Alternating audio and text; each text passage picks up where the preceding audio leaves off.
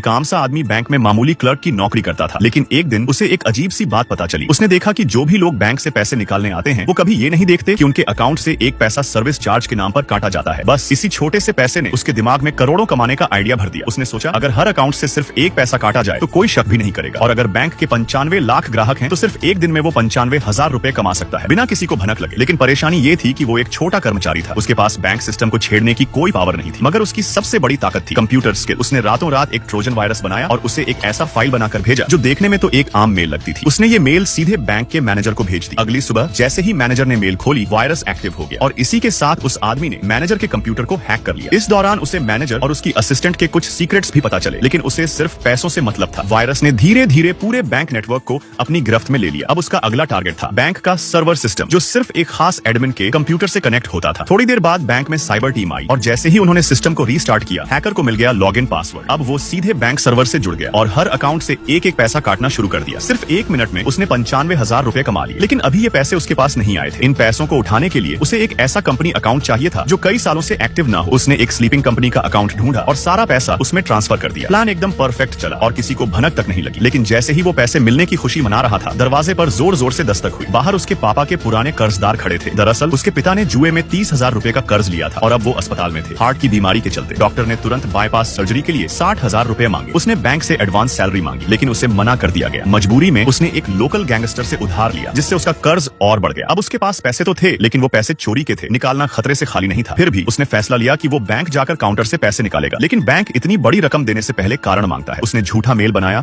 और खुद को उस स्लीपिंग कंपनी का कर्मचारी बताकर पैसे निकलवाने का बहाना बनाया। सब कुछ प्लान के मुताबिक चला, पैसे मिल गए। लेकिन जैसे ही बाहर निकला, गुंडे फिर आ गए। भागते भागते वो एक काली कैब में घुसा और पैसे देकर अपनी जान बचाई। बैंक जाकर पैसे निकाले, गुंडों को दिए और अपने पापा का इलाज करवाया। उसने सोचा कि अब सब कुछ ठीक हो जाएगा। लेकिन अगले दिन बैंक में हड़कंप मच गया। बैंक मैनेजर की मौत हो गई थी, बैंक सील कर दिया गया और पुलिस आने वाली थी। उसे डर था कि पुलिस सर्वर को चेक करेगी और अगर उसकी मेल मिल गई तो सब खत्म। उसने तुरंत बैंक का फ्लोर प्लान निकाला और 4 मंजिला बिल्डिंग के उस कमरे तक जाने की प्लानिंग की जहां से सर्वर चलता था। लेकिन वहां जाना आसान नहीं था। वहां जाने के लिए ऊंचे लेवल की आईडी और फिंगरप्रिंट चाहिए थे। फिर एक मौका हाथ लगा। एक सीनियर स्टाफ टॉयलेट में आया और उसने मोबाइल में ग्लास गार्ड लगाया हुआ था। हैकर ने उस पर लगे फिंगरप्रिंट को चुरा लिया और खुद को सफाई कर्मचारी बनाकर अंदर चला गया। उसने सीवीसी फुटेज डिलीट किए, सिस्टम अपडेट किया ताकि सर्वर 15 मिनट के लिए बंद हो जाए और उतने टाइम में वायरस को मिटा सके। टाइम कम था, टेंशन हाई थी, लेकिन वो कामयाब रहा।